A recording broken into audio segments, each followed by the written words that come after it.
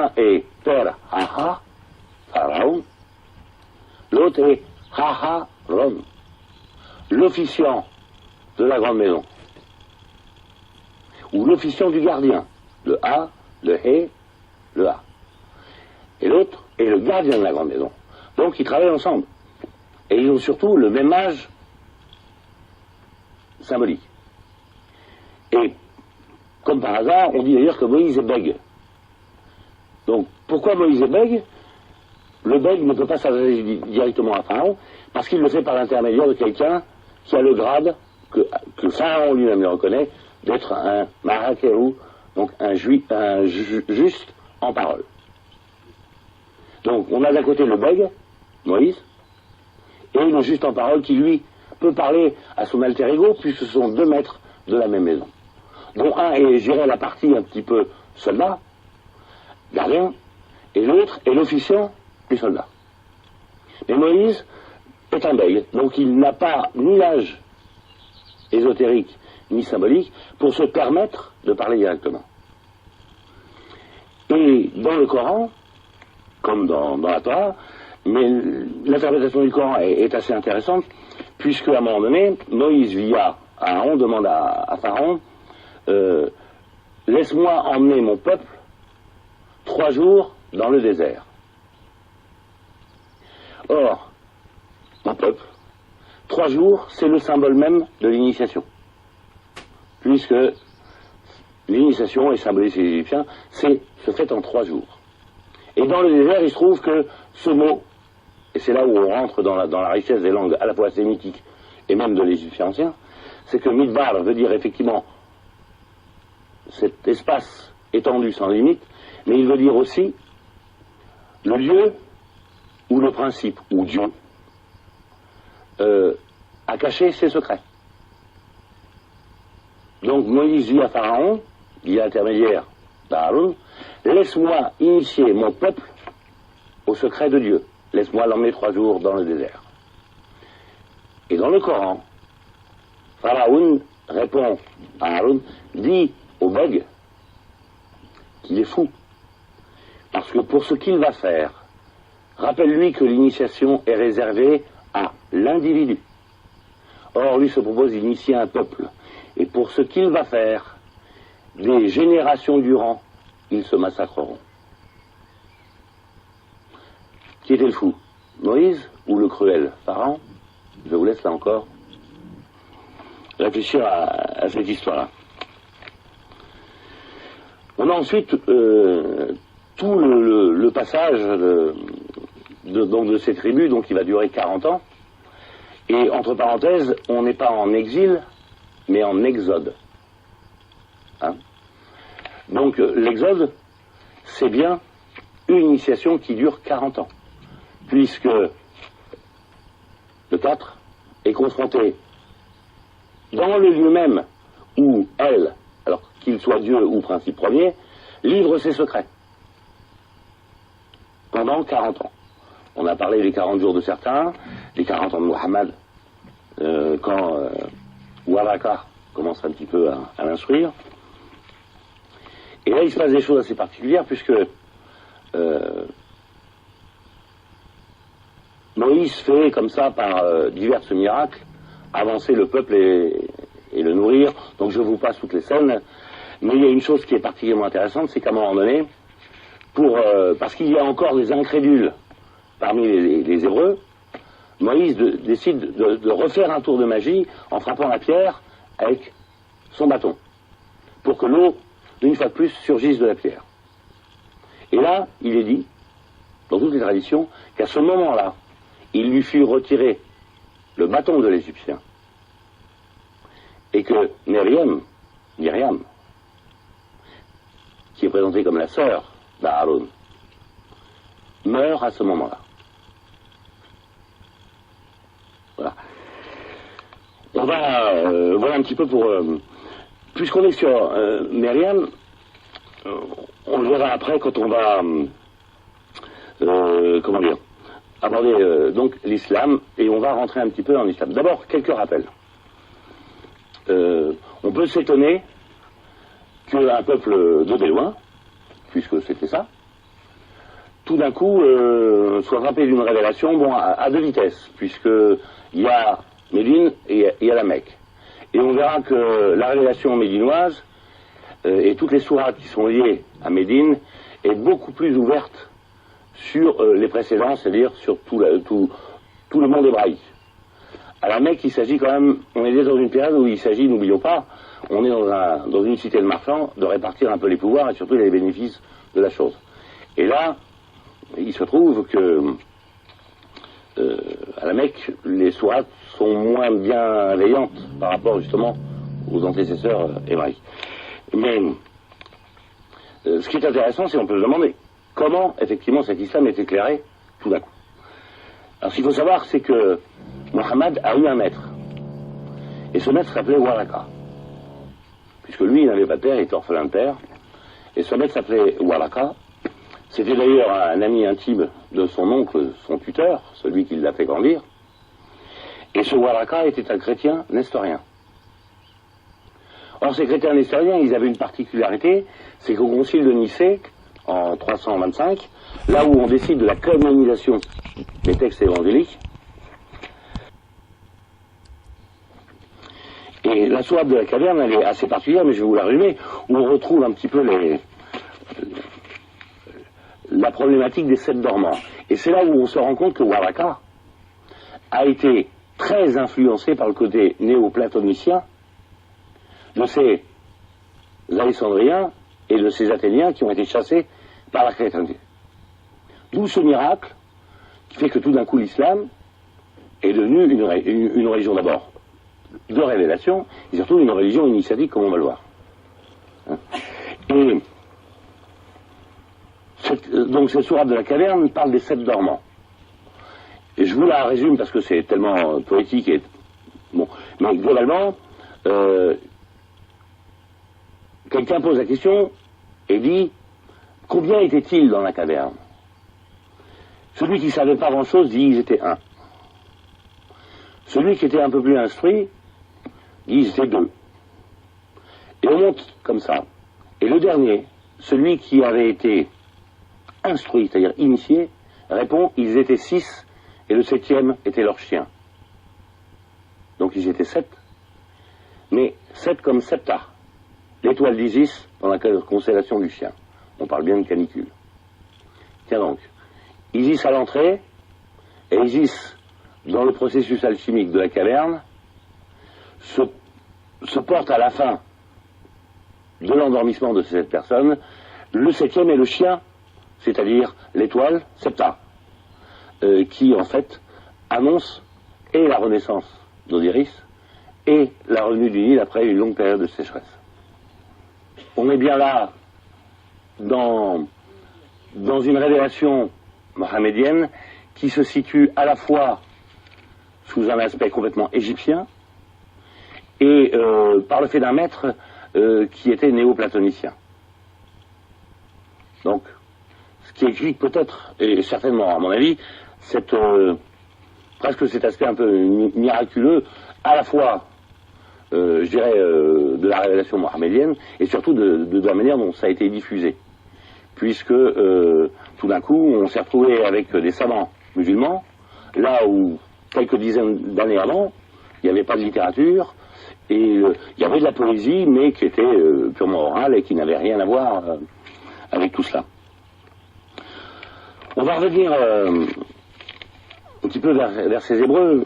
Excusez le côté volontairement un petit peu décousu, mais je vous avais parlé d'une balade. Alors par moment, on a prévu de passer par là, et puis il y a quelques bourricots, donc on s'arrête un moment, comme on les avait tout à l'heure. Il y a une erreur que tout le monde fait aujourd'hui, c'est que quand on parle d'Hébreux et de Juifs, on dit que c'est la même chose. Or, tous les Hébreux, ou ce qu'il reste des tribus hébraïques, ne sont pas juifs, même si les juifs sont une partie des Hébreux.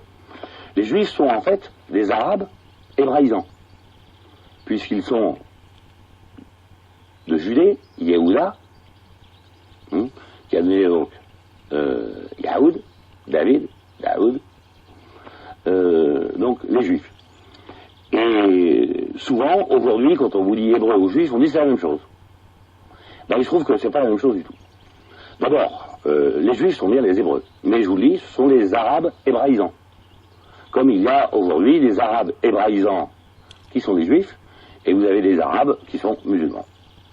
Ils sont d'ailleurs de la descendance de Nohar, en tout cas c'est comme ça qu'on nous l'explique, des Sémites. Hein. Encore aujourd'hui, il y a des Samaritains, qui sont des Hébraïsants, qui vivent en Israël, et qui se déclarent comme étant non-juifs. Il y a aussi les Karaïtes, dont on trouve encore quelques bribes en Égypte, mais qui ont quand même beaucoup, et qu'on retrouve plus un petit peu au-dessus de la mer Noire et plus dans les pays de l'Est, qui sont assez peu nombreux. Alors ils ont en commun une chose. On va les retrouver aussi, voilà des Hébraïsants qui ne sont pas les Juifs, les Falachas, l'Éthiopie.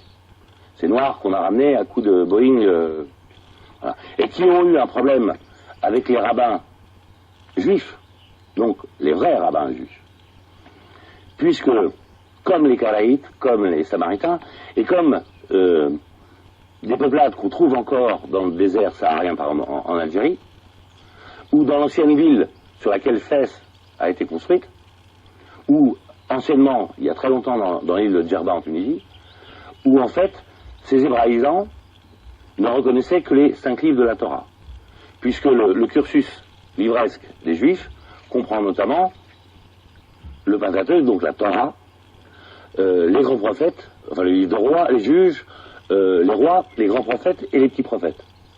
Les Samaritains, les Karaïtes, les tribus hébraïsantes du Sahara, et il y en a encore, même si elles se cachent bien, ne reconnaissent pas tous ces livres.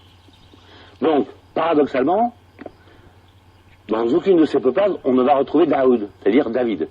David n'existe pas dans ces traditions hébraïques-là. Par contre, et ça peut paraître complètement surprenant, Salomon, il va bien. On a ça les mains. Et Salomon, oui, Salomon est dans une filiation spirituelle qui est connue. On peut dire, un peu étonnant, parce que David, normalement, c'est pas le père de Salomon. Là, je vous les juge. Mais il se trouve que Salomon est d'abord le fils de Bethsabée, c'est-à-dire Bethsheba, c'est-à-dire la maison de la beauté. Donc la maison, beauté au sens de connaissance. Et dans la tradition égyptienne, celle qui est son équivalent, c'est Isis. Donc Salomon est à la fois le fils de la maison de beauté et celui qui va avoir une relation toute particulière avec ce qu'on appelle la reine de Saba, et reine au sens de maison, puisque là on parle de royauté, de maison royale, Sheba, puisque le nom décliné de ce qu'on appelle Saba, c'est Sheba. Donc il est le fils de la maison de beauté, et il est l'amant de la maison de beauté. Donc, et il est aussi, normalement, le fils adultérin de David. Or, il se trouve que le mari de la maison de beauté était Uri. Et Uri, c'est un Hittite. On dit Hittite, ouais, ça doit être un étranger, là, un turc. Et je voudrais m'arrêter un peu sur ce mot, puisque dans les textes égyptiens, notamment à l'époque de Ramsès, on parle du Hittite. Mais on parle, Hittite veut dire à la fois roi étranger, mais surtout le roi initié. D'accord? Et ce Hittite, c'est marrant, puisque en fait, celui que David fait tuer pour pouvoir pratiquer l'adultère avec la maison de beauté est un Hittite. Donc il se trouve que on peut avoir un début d'explication sur le fait que ces populations hébraïques connaissent Salomon, mais ne connaissent pas David. Par contre, on peut s'interroger, savoir s'il n'y avait pas eu, lorsque Esdras a réécrit un petit peu tout ça, au retour de Babylone à Jérusalem, et qu'il a pratiqué les premiers pogroms, puisque ceux qui étaient mariés avec des non-juifs ou des non-juives devaient ou divorcer ou quitter Jérusalem. Et on se dit que peut-être dans la lignée symbolique, il fallait absolument mettre David dans cette histoire d'Israël. Et qu'on a préféré, ce qui était quand même passible de la lapidation, admettre que ce grand roi s'était rendu complice du péché absolu, l'adultère, mais il valait mieux un adultère qu'une absence dans la ligne royale. Voilà, je vous laisse... je n'ai pas de réponse, c'est des éléments de réflexion. Hein. Donc, par contre, effectivement, on arrive à parler là aussi d'ésotérisme, puisque quand on parle des Hébreux, tout le monde voit bien évidemment la Kabbale. Et ce qui est intéressant, c'est qu'il y a eu un moment, dans l'hébraïsme en Israël, il y a eu un personnage qui s'appelait Hillel, qui était constamment un petit peu en opposition avec un autre personnage important. Et ce personnage important, et le nom m'échappe, je vous prie de m'en excuser, est le créateur du pharisianisme. Donc, il est en opposition avec Hillel, qui lui veut rester dans des marques hébraïques, là où son adversaire crée le pharisianisme. Et le pharisianisme, c'est le judaïsme triomphant, et ne voyez dans mon propos rien d'autre que triomphant, puisque c'est ce judaïsme-là qui, d'ailleurs, d'un point de vue scientifique, intellectuel, rayonne maintenant sur le monde. Ce qui fait aussi qu'on confond maintenant synonyme le mot juif et synonyme d'hébreu, et inversement. Et c'est ce pharisianisme-là qui va créer d'ailleurs le rabbinat, et qui, au moment où Abbès, donc celui qui va créer la dynastie des Abbassides, celui qui a massacré Ali et son entourage, va imposer l'unicité du Coran. Et il va continuer l'œuvre d'Othman, donc un des califes, qui avait imposé les points diacritiques, donc les voyelles. Première tentative de canonisation du texte coranique, c'est-à-dire le Coran, c'est ça et pas autre chose. Et Othman l'a fait massacrer tous ceux qui s'élevaient d'ailleurs, puisque Mohammed disait que sa révélation ne devait pas être écrite et se transmettre oralement. Donc il y en a qui se sont révoltés sur le fait que l'on canonise un texte écrit des révélations de Mohammed. Et puis ensuite, ça c'est Othman. Et ensuite, lorsque les Omeyyades ont été liquidés, et surtout que Abbès a monté la dynastie abbasside, on a parlé de l'unicité du Coran, qui n'existait pas avant, puisqu'il y avait plusieurs versions coraniques. Et Abbès dit, le Coran est descendu en une fois et sous cette forme. Donc, il s'agissait aussi de justifier la dynastie abbasside. C'est-à-dire qu'on est roi, même si c'est pas le terme qui est employé, mais en tout cas, on revient au roi de droit divin en Europe. Donc c'est au nom de l'unicité du Coran et du fait que l'on détienne cette unicité que l'on peut exercer le pouvoir. Le rabbinat va faire la même chose. Au 8e siècle à peu près, on va commencer à voir sur les textes de la Torah, apparaître en tout cas pour le peuple, des voyelles. Alors, bien évidemment, ces voyelles, qu'on soit dans la tradition musulmane ou dans la tradition chrétienne, tradition hébraïque ou judaïsante, pour le coup, elles ont une importance puisque la qualité ou la voyelle que l'on va mettre dépend à la fois de son degré d'érudition, et surtout quand on parle de la partie ésotérique de cet hébraïsme, donc la Kabbale, on parle de son degré d'initiation. Donc on ne va pas mettre les mêmes voyelles. Et pour ceux qui connaissent un petit peu les principes et de la langue arabe et de la langue, donc qui est actuellement appelée la langue hébraïque, même si c'est un hébreu tout à fait moderne, au départ ces langues étaient écrites sans voyelles. Et à partir des radicaux, on peut partir sur plein de choses, les mêmes radicaux. Donc un même texte, en fonction de son degré, ou d'érudition, donc du côté religieux, ou d'initiation du côté ésotérique, le même radical va prendre un éclairage et une signification complètement différente. Donc voilà un petit peu. Alors, juste pour ajouter sur cette histoire de Hittite, il faut savoir que quand Abraham, là il est bien Abraham, hein, arrive à Canaan, il achète, comme par hasard, une grotte à un Hittite. C'est ce qui allait devenir un jour à Hébron, le caveau. Donc le mot m'échappe, mais les patriarches. Excusez-moi de... Voilà. Là encore, c'est un Hittite qui vend une caverne à Abraham. Le même qui a d'ailleurs rendu hommage à Melchisédek. Donc, voilà. Et là, on va arriver, puisqu'on est dans le domaine de l'initiation, on va arriver au christianisme. Et d'abord, rappelez que Jésus, c'est le nom grec, quand en hébreu, c'était Yehoshua. Alors, Yehoshua, c'est le si on traduit ça un peu, en essayant d'être un peu précis, même si c'est le sauveur qui vient de la lumière, qui vient par la lumière. Voilà. Et ce sauveur qui vient par la lumière, voilà un petit peu comment on va en parler. Pour lui donner une légitimité royale, Matthieu, qui n'a jamais connu, puisque Matthieu a écrit au moins une centaine d'années après, le Jésus dit historique, Matthieu place Jésus, il y a d'ailleurs tout un paraphe, je ne sais plus, c'est dans l'évangile de Matthieu, c'est de 1 à 17, c'est très très long. Hein. Je peux vous dire qu'il y a des bonhommes là, entre David et Jésus. Donc il s'agit absolument de placer Jésus dans la maison de David, pour lui donner une légitimité royale. Tiens, il s'agissait à une époque de mettre David, d'une manière ou d'une autre, dans une linéarité. Et puis, il y a cet évangile de Jean qui a failli disparaître du corpus évangélique, parce que jugé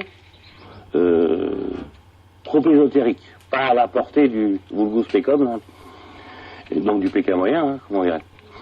Et puis d'ailleurs, il y a un mot qui là aussi a été tronqué, puisque maintenant quand on parle d'Apocalypse, on parle de fin du monde. Or, l'Apocalypse de Jean, apocalypse, ce qui est caché, monte en lumière, est révélé. Donc c'est la révélation par Jean. Hein. D'ailleurs, cet apôtre n'a pas beaucoup plus de choses d'avoir connu Jésus, mais lui, par contre, est l'héritier réel du message christique. Puisque, et c'est là où le christianisme a un côté génial, c'est que finalement celui qui a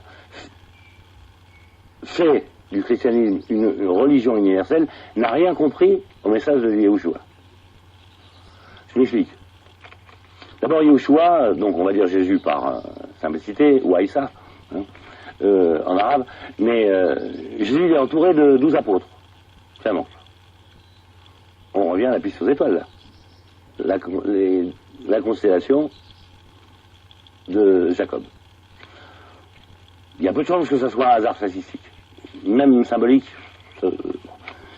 Et puis il se trouve que, alors on parle de parabole, donc si on traduit parabole, globalement c'est des trucs pas clairs, quoi, hein.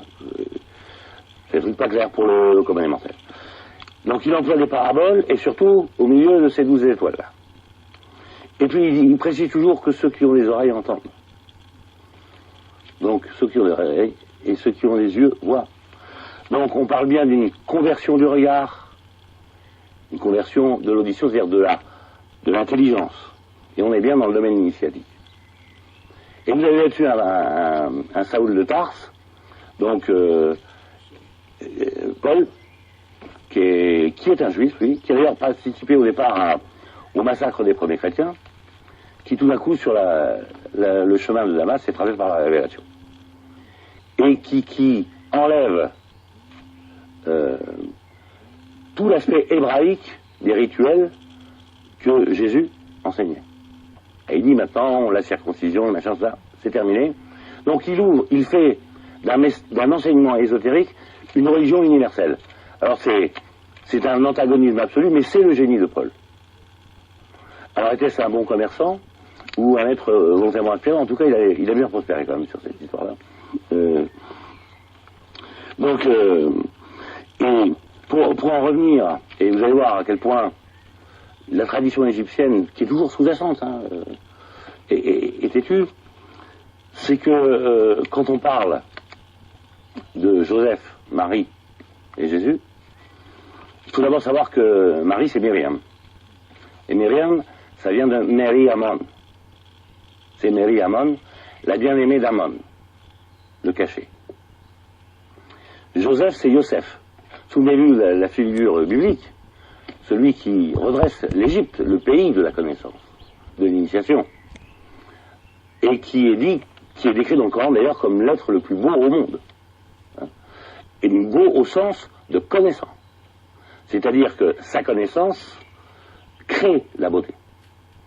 Donc Yosef, c'est ce symbole-là, c'est celui qui est en fait connaissant du mystère, ou du Aleph, de Al, quand il reste cette espèce de principe qu'on ne veut pas appeler côté ésotérique Dieu, mais dont on franchit volontairement le pas. Donc on va dire dans ce cas présent, si on reste dans les traditions religieuses, que celui qui est connaissant des choses de Dieu, avec la bien-aimée des d'Ammon, donc Yosef, Mary Ammon, donne de manière miraculeuse naissance à Yehoshua, le sauveur qui monte en lumière. Et ça, bizarrement, ça rappelle quand même quelque chose. On a parlé d'Isis tout à l'heure. On peut parler aussi d'Osiris, qui, tué par son frère Seth, dont le corps a été dispersé dans le Nil. Et Isis, qui est à la fois sa sœur et son épouse, réunit 14 morceaux, arrive à recréer le corps d'Osiris, mais il lui manque une chose, c'est le pénis. Et malgré tout, sans ce pénis-là, Isis, par amour, arrive à donner naissance à un enfant qui s'appelle Horus. Horus, Ra, la révélation par la lumière. Donc il y a un curieux, on va dire, parallèle entre Isis, la matrice initiale, Mary Ammon, la bien-aimée du cachet dans l'eau, avec Yosef. D'ailleurs, Yosef qu'on a traduit malencontreusement par charpentier, parce que c'est le même mot que Geb en égyptien, qui veut dire l'architecte. Donc l'architecte, avec la bien-aimée du cachet, a fait monter en lumière le Sauveur. Et on parle bien de résurrection. Après 3 jours, je crois, me semble-t-il. Donc, voilà. Donc j'ai oublié d'ailleurs de préciser que tout à l'heure, Daoud, a été placé en royauté, puisque David en fait était au départ, et n'y voyait d'ailleurs aucun sens péjoratif, mais un chef de bande de Judée qui défendait un petit peu ces villages. Voilà. Donc il a remplacé le premier roi qui a été fait par ordre des Juifs, donc par Samuel, qui était Saül. Hein. Donc on est en phase de... Là encore, il y a toujours cette volonté à la fois de mettre en ligne par le sang, donc on est constamment, qu'on soit du côté hébraïque ou juif ou musulman, dans une trahison de ce qu'a révélé Melchisédek, Abraham, puisque tout ce que je t'ai révélé, ni tes ascendants, ni tes descendants, ne pourront s'en faire prévaloir, puisque là on est dans la filiation par l'esprit. Et les uns comme les autres sont tous des fils d'Abraham, et des descendants, mais là par le sang. On va faire juste une rapide synthèse de ce qu'on a visité là. On a bien vu qu'il y a une anomalie dans le texte qui raconte la création dès le départ, puisqu'on commence par deuxièmement. Que le premièrement, c'est le Aleph, le Al, El, que les traditions déistes ont appelé Dieu, et que les traditions ésotériques ont laissé au statut de principe premier. Hein. Pourquoi d'ailleurs on parle des deux traditions de rédacteurs de la Torah, donc les yavistes et les éléoïstes. Hein. Donc et puis cette volonté permanente d'asseoir en fait une validité de la vérité, donc du dogme qu'on répand, par des liens du sang. Or, les fils d'Abraham, qui soient juifs aujourd'hui ou musulmans aujourd'hui, sont en contradiction totale avec la mission d'Abraham et de ce qu'on lui a révélé, puisque ni ascendant ni descendant ne pouvaient s'en faire prévaloir. Et ça, bien sûr, parce que quand on... Et il faut dire que les religions ont une mission, alors aujourd'hui peut-être un petit peu moins, mais en tout cas dans l'histoire de l'humanité, les religions ont toujours une mission civilisatrice. Quand on parle de prophète, c'est pas celui qui prédit l'avenir, c'est celui qui rappelle, en termes grecs, la parole première, prophèta. D'accord? Donc c'est un rappel à l'ordre, redevenez des gens civilisés. On sait qu'aujourd'hui les religions ne sont pas que des facteurs de paix, et la ville de la paix, Jérusalem, qui en porte le nom, apparemment les rend fous tous autant qu'ils sont. Donc, la voie ésotérique propose toujours une équation à résoudre. Hein. Et je vais vous ramener au premier schéma que je vous avais montré tout à l'heure. Voilà. Cette équation est curieuse parce qu'en plus de ce que je vous ai dit tout à l'heure, en fait on est en tétragramme, on est bien dans le carré. Mais on a les trois principes, le mercure, le soufre et le sel. Je vais vous donner pour le mercure, pour le reste vous verrez. Le mercure, c'est le hé, le roi. Donc on a, bizarrement, dans le 4, on n'a que trois principes. Mais on a les quatre natures de la nature, les quatre principes. Donc dans les quatre principes, on retrouve bien les trois principes, par contre, alchimiques. Puisque le mercure, par contre, c'est le double hé. On a un double hé, un double souffle. Voilà un petit peu, vous voyez, là on commence à aller vers quelque chose qui peut ressembler à l'alchimie. Voilà. Sachant que l'alchimie, on donne plusieurs explications, mais en tout cas il y a une chose qui est, c'est el ou al, kémia, la science du aleph. Donc c'est la science de ce qui est inappréhendable par l'esprit humain, mais vis-à-vis duquel se rapprochent ceux qui ont été initiés et les savants au vrai sens, au sens ésotérique du terme. Et il y a un autre symbole qui est intéressant. Ça, c'est cette chose-là qu'on appelle habituellement l'étoile de David. Or, qui est beaucoup plus ancien que David, puisque c'est un symbole que l'on retrouve dans la tradition égyptienne, voire même ailleurs. Et il est intéressant parce qu'en fait, vous avez une première pyramide. Et cette pyramide-là, elle nous dit quoi? Ce qui est en bas, donc virtuellement la masse des hommes, est très nombreuse. Et ce qui arrive à la connaissance, puisque le sommet de cette pyramide s'appelle le pyramidion, et il est en or. La chair des dieux, donc la chair de la connaissance. Très peu y arrive. Très peu y arrive. Et la pyramide renversée, c'est celle-là, elle nous dit que la réalité du Al ou du L est absolument énorme et inappréhendable, et en bas, très peu sont touchés par cette réalité et peuvent cheminer vers elle. Et ce point-là, c'est le Hé, le double Hé, le H entre les deux A. Et le Hé, dans la tradition kabbaliste, dans toutes les traditions ésotériques, c'est le mercure. Donc, dans ce symbole, le mercure est posé en miroir constamment avec l'or. L'un n'existe pas sans l'autre. Voilà. Voilà un petit peu pour... Et il se trouve, je vous ai parlé de ce Bereshit qui est finalement, symboliquement, ce magma, la forme une qui détient toutes les formes en devenir. Et c'est là où on arrive à une tradition où on va retrouver des gens comme Ibn Arabi, Averroès, Ibn Rushd et Maïmonide. Et donc toute l'école d'Aristote. Puisque ces gens-là étaient très curieux. Et pour ceux qui ne l'auraient pas ouvert, je vous conseille de lire ce qui est pour moi un des plus beaux livres du monde. Je pèse mes mots. C'est le guide des égarés de Maïmonide. Maïmonide, ce guide, c'est un dialogue entre son maître, son élève, son disciple,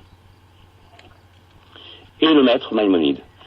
Et le disciple lui dit, tu sais, les rabbins à la synagogue disent que tel jour, il faut faire telle chose, et pas telle chose, et telle chose. Et Maïmonide lui dit, oui, si l'on veut être un bon juif, il faut faire cela. Et d'ailleurs, Moïse a écrit, en dehors de ce texte-là, le guide des égarés, toute la Mishnah, le Mishneh Torah. C'est-à-dire, la Mishnah, c'est l'ensemble des règles auxquelles se conforment les Juifs dans leur pratique religieuse.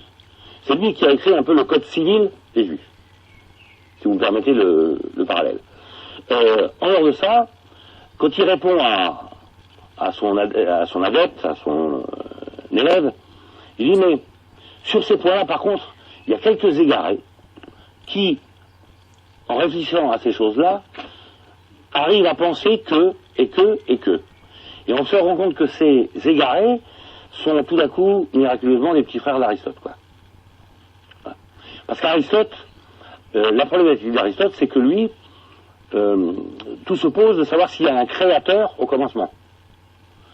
Et Aristote dit, il y a eu un principe qui a mis en œuvre cette manière inerte qui était le magma.